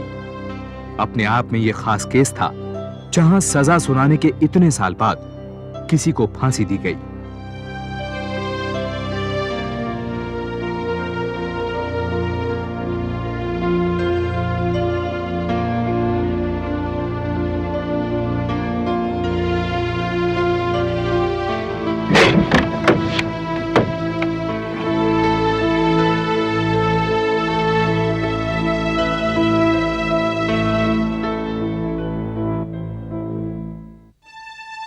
जेल से छूटने के बाद मधु कहां गई या आजकल कहां है, किसी को पता नहीं। रामचंद और गायत्री आज भी लखनऊ में अपने बेटे राजू के साथ रहते हैं। राजू की अब शादी हो चुकी है, लेकिन गायत्री ने आज तक रामचंद को माफ नहीं किया है। मम्मी, जब अंडा टूटता है तो मुर्गी का बच्चा कहाँ जाता है? मम्मी, तुम मेरे लिए भैया लाओगी या बहन? जो तानिया को चाहिए वो ही। पापा कहते हैं भैया आएगा। पापा की दुम, अगर छोटी बहन आई तो? तुम खाने वाली चीजें मुंह पर क्यों लगाती हो? कविता, बहुत गड़बड़ हो गई, जल्दी चलो। क्या हो गया राजीव? लेकिन बताओ। अरे वो सब मत पूछो, तुम चलो उठो। अरे राजीव, मुझे कपड़े तो बदलने दो। अरे जल्दी, उस सब का टाइम नहीं, तुम बात। राजीव, तानिया को तो ले लो भाई। हाँ, मैं तानिया को लेता हूँ। लेकिन हुआ क्या, बताओ ना प्लीज। कविता, हम नीचे गाड़ी में वेट कर रहे हैं, तुम जल्दी से आ जाओ प्लीज। आ रही हूँ भाई, आ रही हूँ राजीव। जल्दी करो। बात क्या, मुझे बताओ कि इतनी हड़बड़ी क्यों कर रहे हो तुम?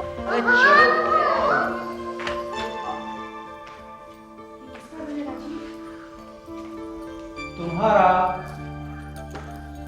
Happy anniversary. राजीव की कविता से पहली मुलाकात 17 साल पहले कॉलेज में हुई थी। 7 साल तक वो कविता को शादी के लिए मनाता रहा। आखिर कविता ने अपने घर वालों की मर्जी के खिलाफ हाँ कर दी।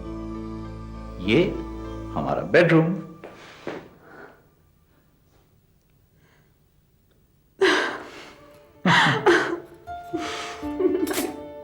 Thank you so much. I love you, Rajiv. Rajiv? Rajiv? Rajiv hospital. ये नया घर कविता के लिए बहुत बड़ी खुशी की बात थी, क्योंकि उसकी शादी से नाखुश उसके पिता ने उसे जायदाद से बेदखल कर दिया था। लेकिन माँ बाप की मौत के बाद कविता के NRI भाई ने बहन से सुलह कर ली।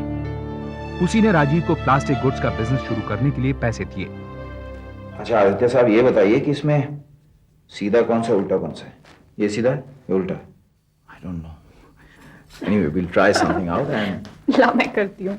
मामा को पता है, पापा को नहीं पता है। ओ ये बेबी नंगू नंगू हो गया, गीला गीला हो गया, अभी क्लीन हो जाएगा। हाँ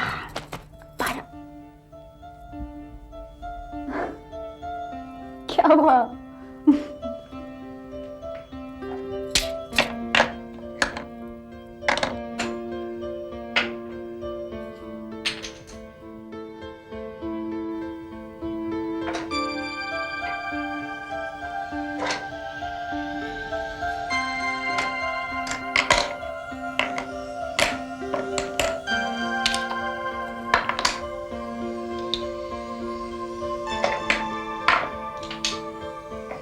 कविता,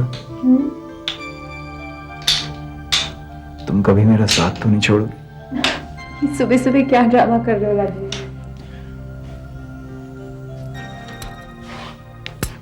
बोलो ना। छोड़ दूं? सच बोलो।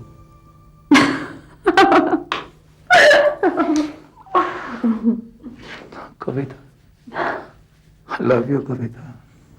I love you so much. कहाँ थे इतने दिनों तक? 1000 बार ऑफिस फोन किया, कहाँ गायब रहते हो?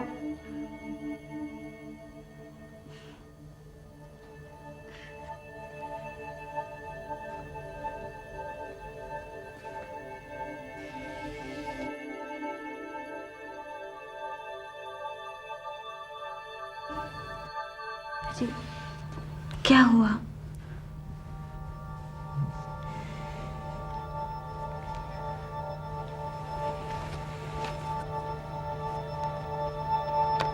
ये किसका बच्चा है?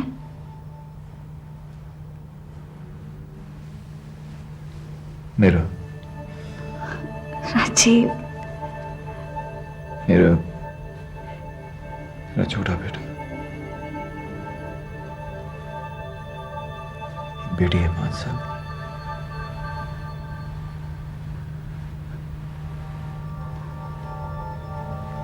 कविता से 10 साल हो गए शादी के।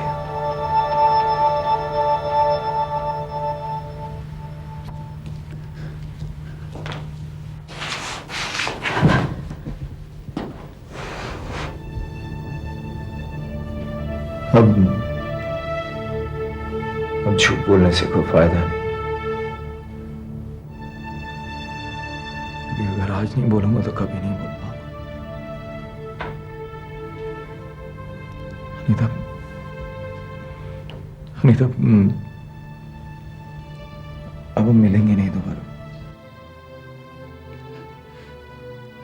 मैं ये रिश्ता नहीं तोड़ना चाहती।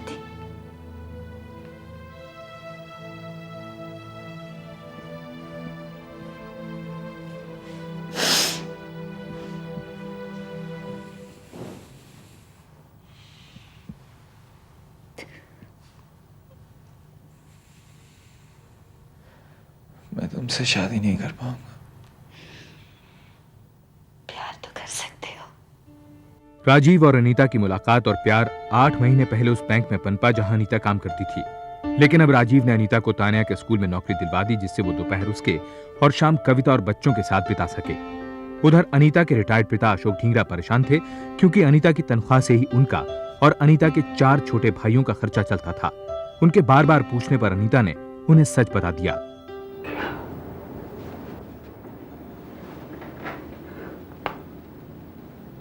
इसका मतलब जानती हो तुम?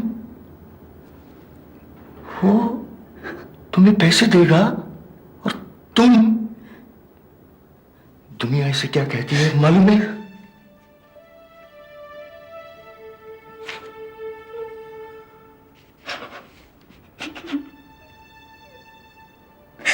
राजीव के बिना नहीं रह सकती। मैं इसे बहुत चाहती हूँ। तुम मुझसे मिलोगी।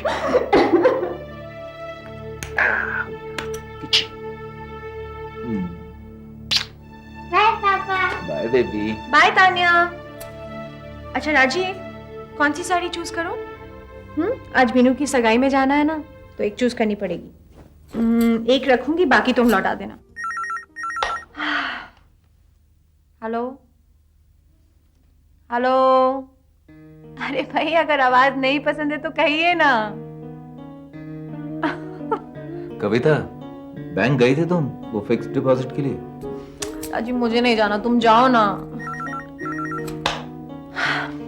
Hello hello hello.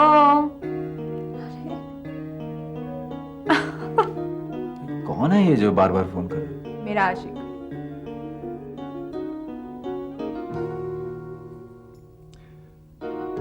कविता, तुम इस कंपनी की एमडी हो, मैनेजिंग डायरेक्टर। कुछ तो किया करो तुम। कर रही हो ना मैनेज घर को, बस। बाकी तुम तो कल को अगर मैं नहीं रहा तो? मैं जहर खा लूंगी। बताओ कौन सी पहनूं? ये ब्लू कि ये पिंक? पिंक। मुझे लगा तुम, लेकिन मुझको तो ब्लू ही सूट करती है। ये कौन है जो बार बार फोन कर रहा है? अरे बोलो भाई, क्या बोल रहा है? मैं ढींगरा, अनीता का डैडी।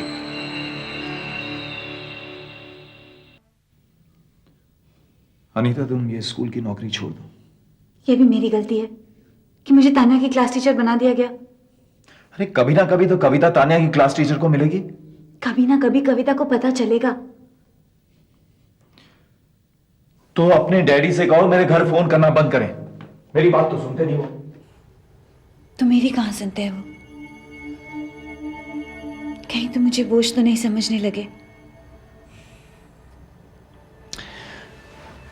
देखो, साड़ी लाया हूं तुम्हारे लिए। मुझसे शादी कर लो। मेरी शादी हो चुकी है। तो तलाक ले लो। अनीता, मैं कविता को नहीं छोड़ सकता। उसे या उसके पैसों को?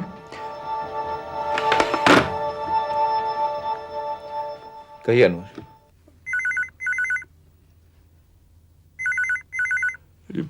भाभी जान का 2 बार फोन आ चुका है। उन्होंने आपसे घर पे फोन करने को कहा है। हाँ राजीव, पता। हाँ मिस्टर ढींगरा, देखिए आप समझने की कोशिश क्यों नहीं करते हैं? आप बार बार घर में फोन मत कीजिए प्लीज। राजीव दफ्तर में है, आप उन्हीं से बात कीजिए वहां पर। ओके। 1 महीने से लगातार इस तरह के फोन आते रहे। ऐसे फोन आने पर राजीव की परेशानी देख कविता को लगा कि शायद इसका वास्ता फाइनेंशियल क्राइसिस से है। इस बीच कंपनी के कागजात साइन करवाने मैनेजर सईद अनवर अक्सर घर आने लगे थे। अनवर भाई, इतने सारे पेपर्स, राजीव ने इन्हें पढ़ा तो है ना? भाभी जान, वो राजीव साहब तो पिछले 3 रोज से दफ्तर तशरीफ ही नहीं लाए।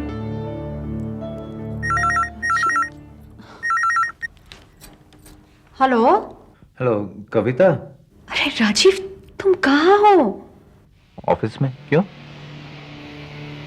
लेकिन मैं तुमसे बाद में बात करूंगी।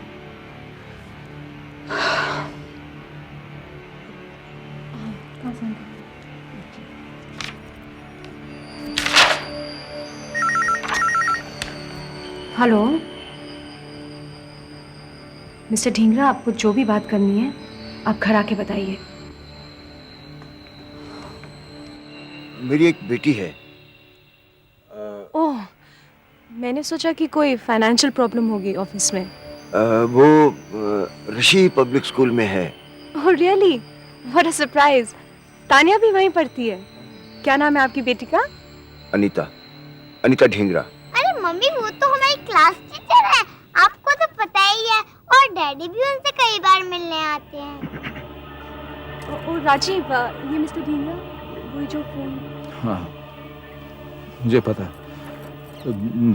कविता, तुम डैडी के लिए चाय बनाओ, मैं बात करता हूँ।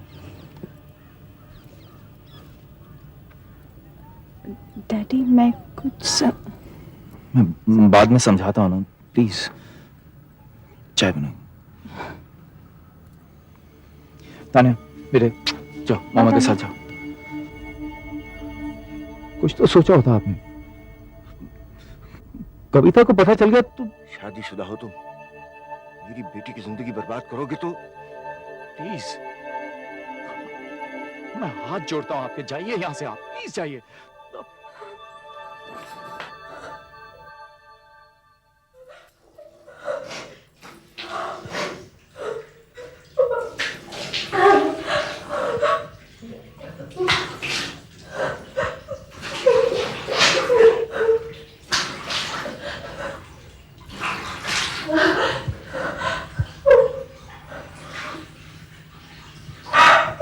कविता,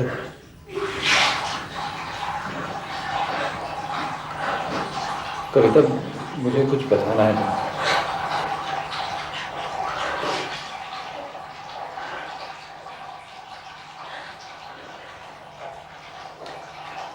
मैं उससे मिलना चाहती हूँ।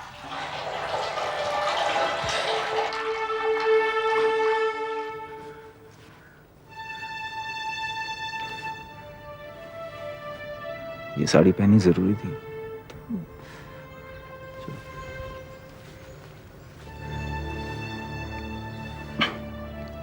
कविता,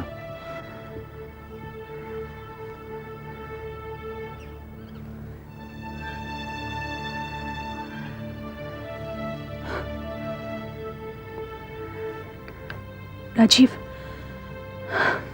हमें थोड़ी देर के लिए अकेला छोड़ दो प्लीज।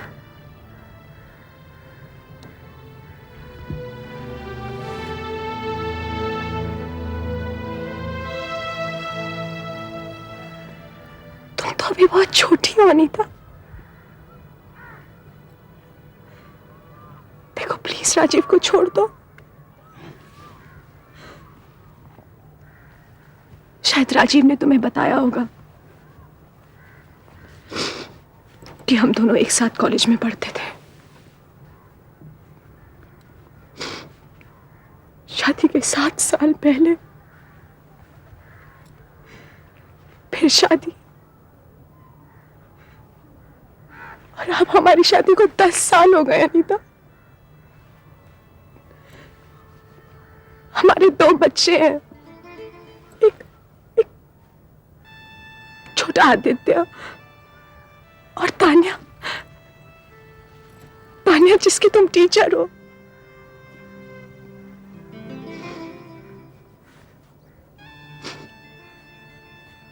सत्रह साल का प्यार आदत सा बन जाता है। राजीव को मेरी और मुझे राजीव की आदत सी बन चुकी है।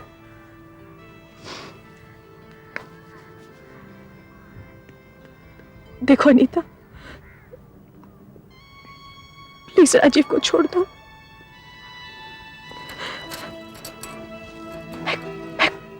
मैं खुद तुम्हारे लिए लड़का ढूंढूंगी, तुम्हें दुल्हन बनाऊंगी मैं। Rajeev, Rajeev, let's go, let's गो।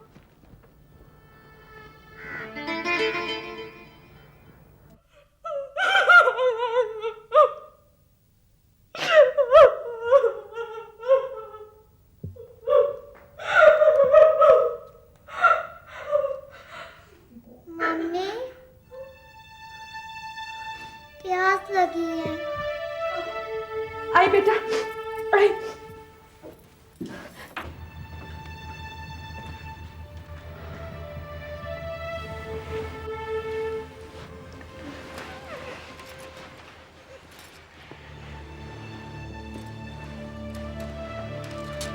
मुझे देर हो गई क्योंकि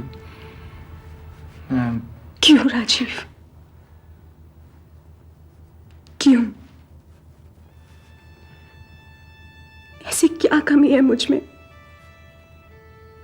क्या है उसमें जो तुम मुझसे मिलने पार्क्स में, होटल्स में जाते हो? कविता, मेरे और अनीता के बीच में सब खत्म हो चुका है।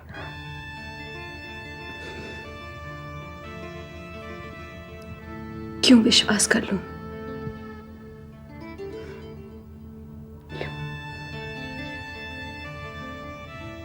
बच्चों की खातिर। राजीव फिर झूठ बोल रहा था। अगले 3 महीने तक वो लगातार अनीता से मिलता रहा। इस सब से उसका बिजनेस चौपट होने लगा। राजीव ने अपनी जमीन जायदाद, यहां तक कि एक फैक्ट्री भी इस उम्मीद में बेच डाली कि उस पैसे से वो फिर अपना कारोबार जमा लेगा। इस सब से बेखबर कविता आंख मूंद कर कंपनी के पेपर्स पर साइन करती रही। हुजूर, पहले कलकत्ता और अब बंबई का कंसाइनमेंट रिजेक्ट हो गया है। यूं तो हमारे मजहब में 4 बीवियां रखना जायज है। कहना क्या चाहते हैं आप? पावक्त ख्याल आया कि काश आप मुसलमान होते तो शायद। तशरीफ ले जाइए। बेहतर है।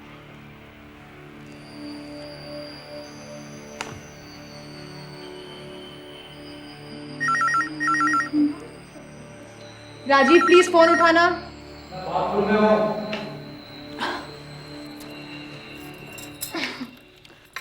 हेलो, मैं अनीता का डैडी बोल रहा हूँ। राजीव कहाँ है? मिस्टर ढींगरा, क्या बात है? अनीता कल रात से घर से गायब है। राजीव को पता होगा कि वो कहाँ है। देखिए, यहाँ सिर्फ मेरे पति रहते हैं और वो नहीं है।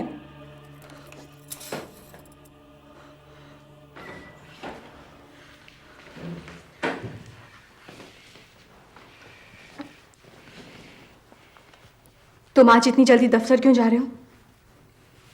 बैंक में कुछ काम है। मैं भी साथ चलूंगी। तुम बैंक जाके क्या करोगे? मैं आज जाऊंगी। Any problems?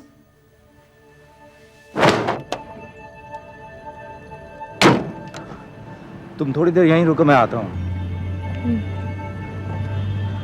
मम्मी, पापा कहाँ? बिस्मिल्लाहिर्रहमानिर्रहीम, अल्हम्दुलिल्लाहि रब्बिल आलमीन, अर्रहीम, इहदिना सिरातल मुस्तकीम, सिरातल लज़ीना अनअमता अलैहिम, गैरिल मग़दूबि अलैहिम वलद्दाल्लीन।